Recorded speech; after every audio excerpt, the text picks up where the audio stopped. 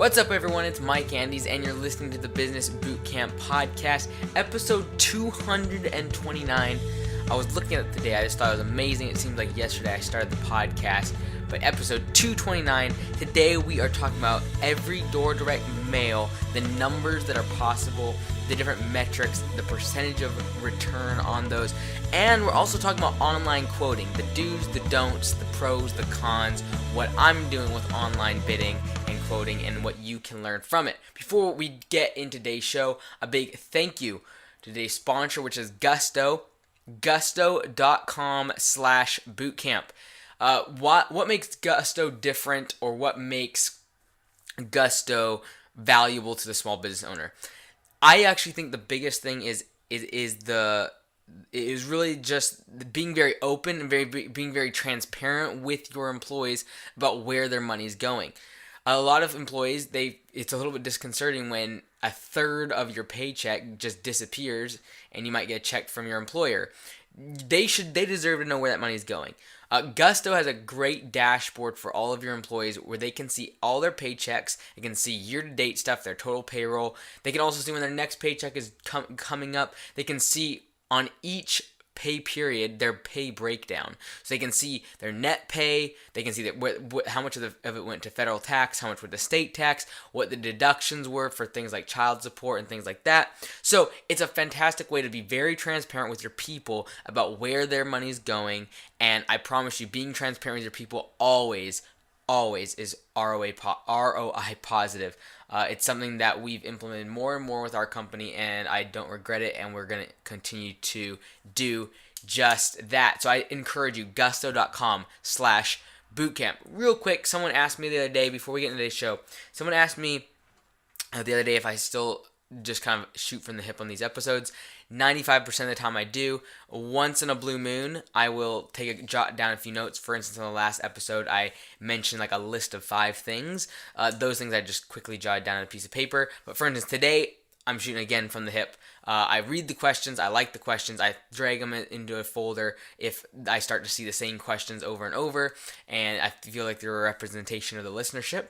And so today we are going to be taking a couple questions that have come in, and these are ones that are common themes, and I want to address them. I've addressed some of this before, especially EDDM, every door direct mail, but I want to dig a little bit deeper into some of these things. So, first of all, what is every door direct mail? It's basically through the USPS, the United States Postal Service. You can go on their website, and if you just search USPS space EDDM, that's EDDM.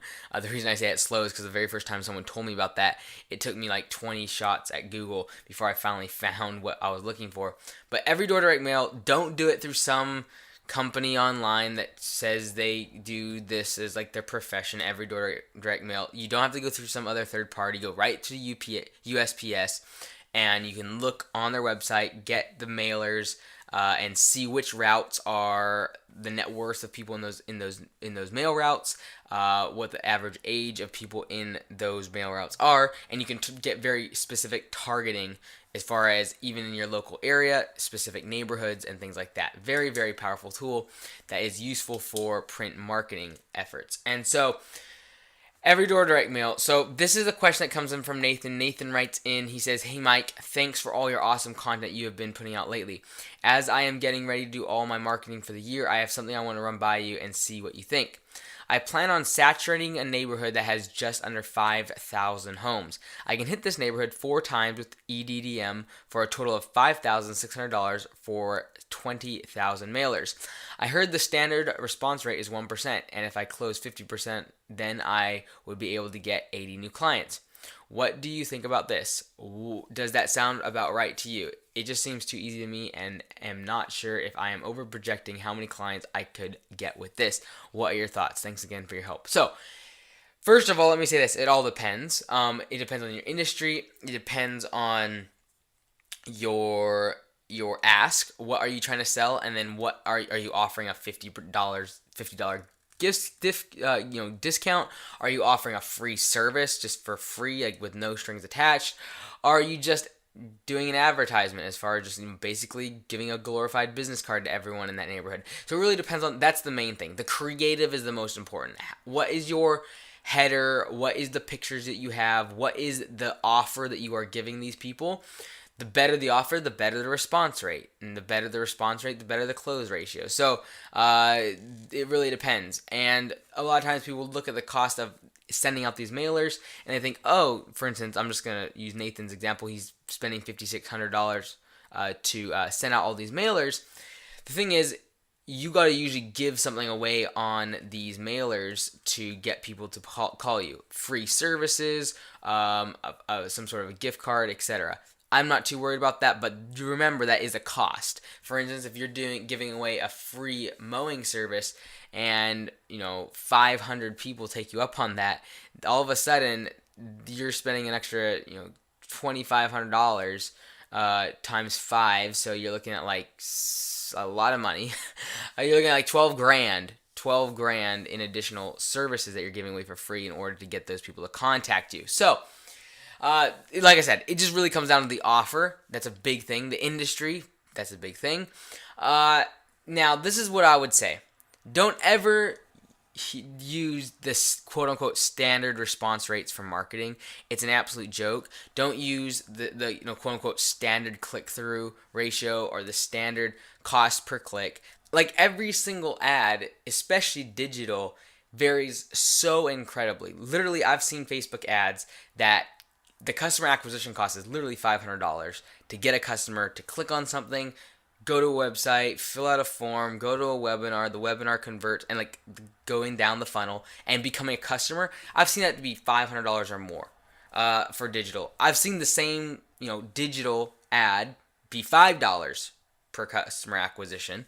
And so it all comes back to the offer and what you're trying to pitch.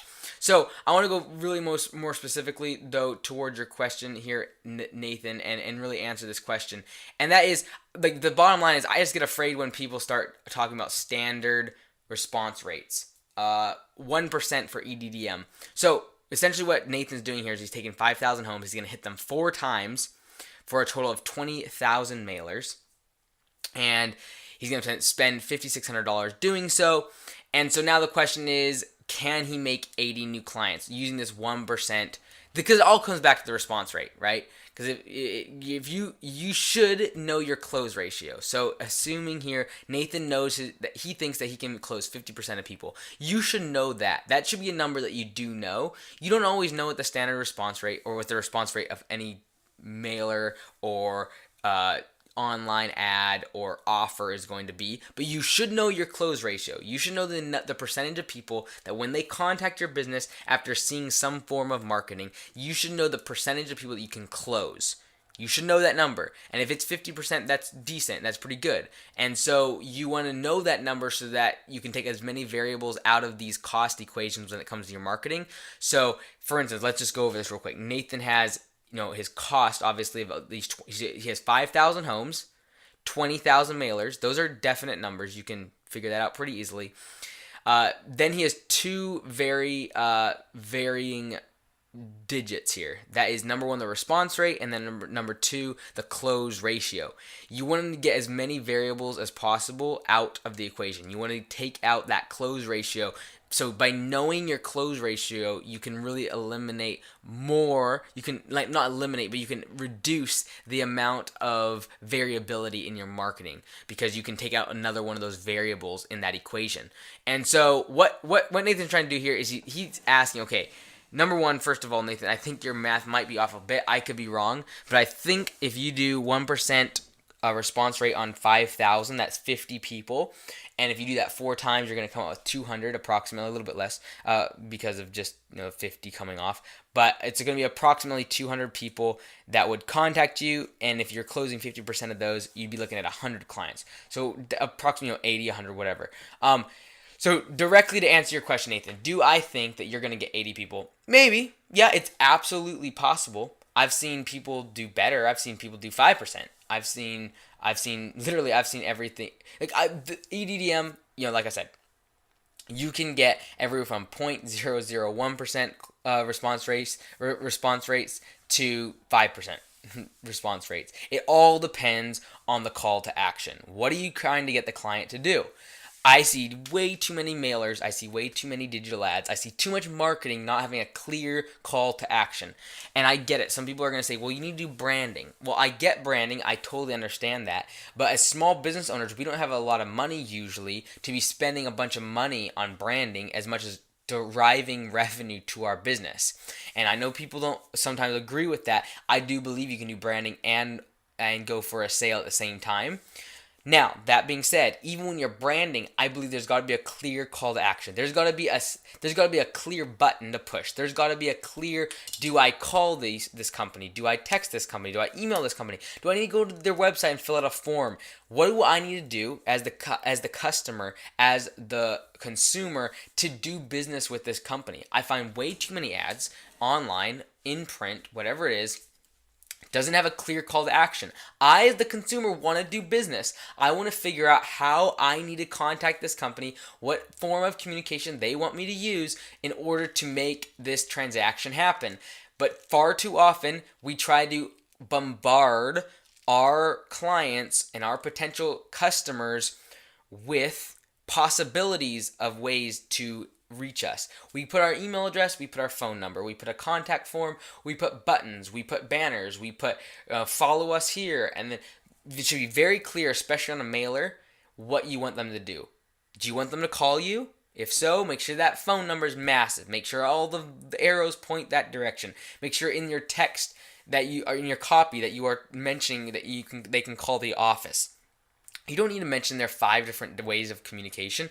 Figure out what your call to action is and what method of communication you want your customers to use. That will dramatically increase the amount of response rate that you get from mailers, online advertisement, whatever it is. You got to think about this as far as how do you reduce the friction from someone that's interested in responding to your mailer or to your ad. How do you reduce the friction from them going from that to becoming a lead?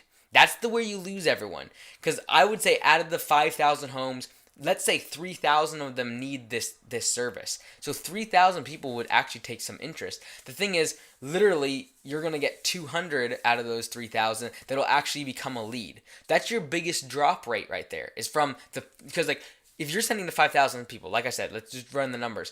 3,000 of them probably could use your services, want you to need someone to do their services. They already have a landscaper if you're doing lawn care, for instance, and they need your services. 200 people contact you. That's the biggest drop from the amount of people that are interested in your services to the people that actually contact you. So you want to reduce the friction from that. Too many people start thinking about, well, how do I convert them the 200? And they start how that's important. That's important. Like I said, you got to know that close ratio percentage. However, too many people get wrapped up in that and they forget the very fact that they're losing 2,800 people on the fact that who are interested in the product, need the service, need the product, and then don't contact the business because the call to action isn't clear, it's not concise, it's not what's the word I'm looking for? It's not desirable enough. The call to action is not desirable enough. It's not clear as far as how they can contact the business. I think that's something you should be tracking, something you should be looking at. And so, very pointed answer here, Nathan, do I think you're going to get 80 or 100 clients out of this mailing campaign? You very possibly could. I personally think you are going to get around 60. Just knowing the industry, I think you'll get about more around 50 to 60 max. Like I said, it's all about timing. If it's with the best article on the front newspaper, and everyone's looking for the newspaper and not your mailer, and the week you go out or the day your mailer is in that mailbox, and all of a sudden no one cares about anything but that front page news article, like, this is all going to affect. There's so many different variables, and this goes for digital too. There's just so many different factors, and so to say standard response rates, I think is really a joke. I could literally send out the same mailer 2 or 3 weeks apart from each other in a certain market and know that one is going to perform 5 times better than the other just because of the timing, let alone things like the weather and macroeconomic events and political events and news events. And so it's just, you got to think about these things. There's no standard response rate. I don't believe in that. You got to test this out yourself, figure out what works for your business, and track it to death. So every door direct mail, every door direct marketing, whatever you want to call it, it works because it's so centralized. But make sure you don't just pump a bunch of money in without tracking what works, what doesn't, and then seeing what the variables to your success are. What time is best? What header is the best? What call to action is best? Or is it best when they call you? Is it best when they text you? Is it best when they email? What call to action drives results? You gotta be tracking those things. So I hope that helps a little bit, Nathan. I know I didn't directly answer your question. My thoughts on your specific metrics are that you're being a little too optimistic. However, I've seen people be wildly more successful. So that would be my 2 cents. I think the $5,600 could be spent better if you use it a little bit differently, because I don't think you're going to get a 1% response rate. I think you might get a 1, like when people say 1% response rate, people assume that you have this linear path when you start sending multiple mailers. For instance, after one mailer, you might get 0.5%. After another mailer goes to the same house, you might get like a 1%. Then it might go to like 3%. Then it might drop down like 0.04%. Like, so there is no like, okay, if I send one out, I'm gonna get 20, and then I send another one, I'm gonna get 20 more, and then I send another one out, I'm gonna get 20 more. So, test your market. Every single market is different based upon the age of your demographic, the area, all the other things I've mentioned. And so I think, based upon your industry and my experience in your industry, Nathan, I think your response rate is going to look more around 40 to 60 clients maximum, and it could be literally 10. I've seen people blow $5,000 on these mailers and get 10 clients. And if you're in an industry where you are doing $100,000 projects, that is a great return. If you have a healthy profit margin, if you're doing $100,000 on a project and you get 10 people, you just generated $1 million in revenue on 5,000 something bucks in mailers. So you got to know your market, what you're selling, and your profit margins. Know your numbers in marketing, know your numbers in your business, and it becomes more of a math equation than anything else. So last thing, real quick, I want to touch on. I've got a few people ask me about this. Recently, a gentleman by the name of Justin asked me about a specific company called Responsibid, and basically, there's a whole bunch of these type of companies out there. I'm not going to name them all, but Justin specifically mentioned a company called Responsibid. Basically, it's online quoting. So, basically, there's this thing in the service industry that's becoming more and more popular where you can put on your website and customers go to your website, fill out a bunch of information, and then get a quote based upon the pricing matrix that you have put in on the back end. And what happens is that they put all their information in, then you basically get a notification, an email, whatever, saying, hey, so-and-so wants these services. They've already agreed to pay. They know the prices. You're set up to go. You don't have to go and try to sell them. You don't have to do anything like that. So that's the positive part for you as a business owner. Now, this is the drawback, and I'm 100%, this is the direction I think the service industry is going. I'm going to be the devil's advocate and kind of go against what I actually think for a second, and that is, online quoting is great for you as the business owner. Is it really good for the customer? I'm not saying it's not, but this is what you got to think about when you employ these other software companies like Responsibid, or even if you do your own form of online quoting like we do in our business. You got to think about what's the customer experience, and is it going to be easier for them to get an online quote and then buy and make it easy for you to come to their house? Like, is it going to be easier for them to do that, less friction doing that? Or is it easier for them just to pick up the phone, give you a call, and then let you do the work and you do the estimate? So far too often, business owners think in terms of what's easiest for them. Of course, it'd be easier if jobs just popped up in your inbox and they had already paid for it, and they already knew the prices, and they knew when you'd show up, and you know exactly the address and how many rooms you have to clean, for instance, whatever it is, or if you like whatever service-based business you're in, if you just knew all of that and it was just like bam, like literally jobs just showing up in your email. If it was that easy, like my goodness, it'd be great, it'd be fantastic. It'd be so easy for you as the small business owner, you wouldn't have to go out and market. You wouldn't have to go out and pitch. You wouldn't have to waste time driving around to different customers' houses or businesses. If you're doing B2B sales, you wouldn't have to waste time on selling people that end up don't buying, because all of a sudden they show up on your website and they get to decide if they want to buy, and then you aren't notified, you aren't bothered, you don't have to spend any time until they've committed to making a purchase. So that is the positive part. It's all great and wonderful for you as the business owner. Now think about it from the perspective of the customer. Are they really going to spend 15 minutes on your website filling out all the information? For instance, if it's cleaning, a janitorial for their house, are they really going to enter in the square footage of their rooms and the number of bathrooms and the number of toilets and how high the ceilings are and how many windows they have and the size of those windows and how many stories they have and if they have gutters and if they have covers on the gutters and if they have windows facing the north or the south, or what their address is even, or how old the house is, the square footage of the lot? Like, are they going to actually answer all those questions? Because I went through some of these in doing some research on Responsibid and other services. There's some that literally it takes a good 10 to 15 minutes for that customer to get that online quote.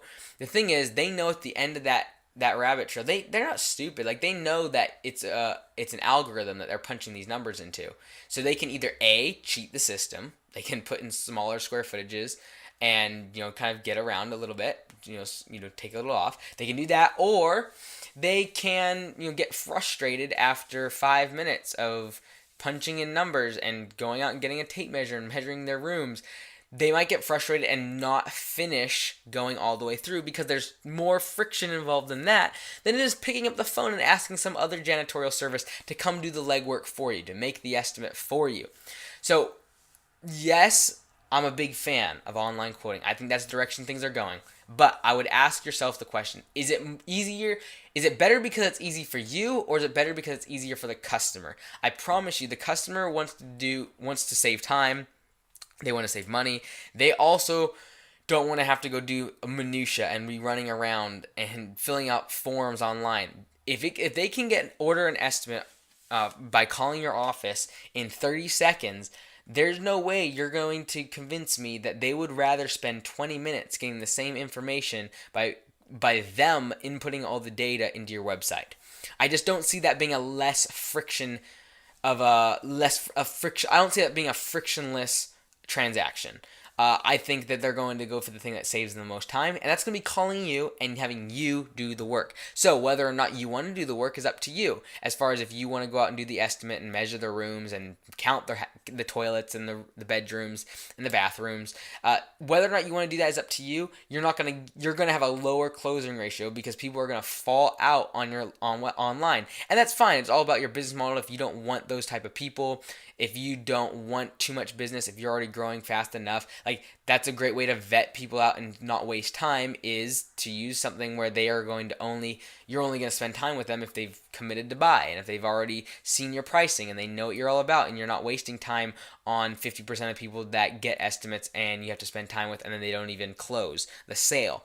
So, do I like online quoting? Yes. And the reason I do like that, and the reason, it sounds like I'm the devil advocate a whole bunch there about the whole customer experience not being as good. Like, the bottom line is, you don't want someone having to be filling out forms on your website. I just believe that it's not sustainable. It's not if the customer experience is negative, or it's less, like, they're going to go for the easiest route. They're going to go for the way that saves the most time, that is the least amount of friction. So when you think about customer experience, think about friction and ask yourself the question, if your customer experience that you're giving your customers, where are the points of friction, and where can you reduce those points of friction to make the transaction more seamless?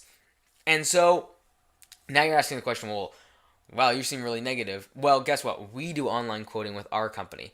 But what we do is we've integrated it where they can call us and get an estimate within a couple minutes. So we have taken out the need to send out estimators to most of our jobs by using technology. However, we don't make them input square footage of their lawn or what their location is. They can call us, or they can even text us, and within a matter of 30 seconds give us their information.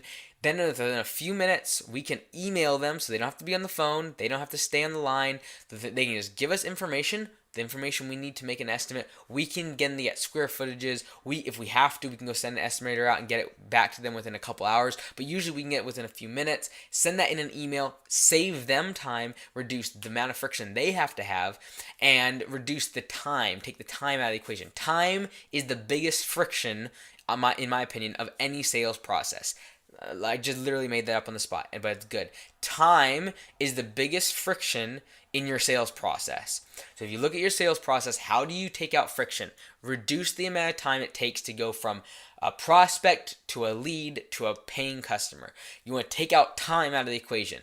And how do you do that? You try to beat people to the estimate. So for instance, if someone right now wants to get a lawn care estimate in my area, they have a few options. They can call someone else, and that person might take a few days to come out to their property, look around, get them an estimate. They could call someone, one of my other competitors, and they could have someone at the very best companies in my area will get an estimate to them within 24 hours. Or they can call me. Now, this is the thing. Let's say they call all three of us. By the time, let's say another competitor has one of these online quoting things like Responsibid, where they got to fill out square footages, they got to fill out a whole bunch of other information, what type of treatments they want, what cut length they want, if they want their clippings bagged, if they don't want it bagged, they have to answer a big long list, and let's say it takes 10 minutes. Let's just say 10 minutes to fill out all of that and get a bid. Because this competitor of mine is very progressive and is very good. 10 minutes to get an estimate. All right, so number one guy, my number one competitor, he goes out there and it takes him 3 days to get the estimate. My number two competitor, he has Responsibid or some other one of these. I'm not picking on Responsibid. One of these other online quoting companies, or even someone has a contact form that is really, really long, so he gets a ton of information and they get an estimate really fast.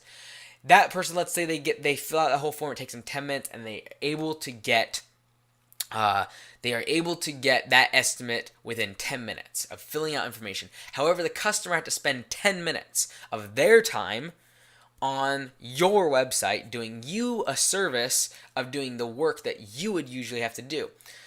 All right, now my company, that someone calls and they spend 30 seconds to a minute giving contact information, some other information that we need, we can get all that within 30 seconds to a minute. They hang up, and within 3 minutes in their inbox is their estimate in writing, different options. It's all been customized, has templates, and it's all standardized as far as the email and the document that's attached. And literally within 3 to 4 minutes of them picking up the phone, they have an estimate that they can click buy on, and they can make a buying decision. Guess who's going to win that transaction? Not only were we about half the amount of time, from 10 minutes to like 5 minutes, as far as when the estimate was provided, we did the work for them. They spent 30, like some people say we did half the amount of time as the guy that did the online contact form.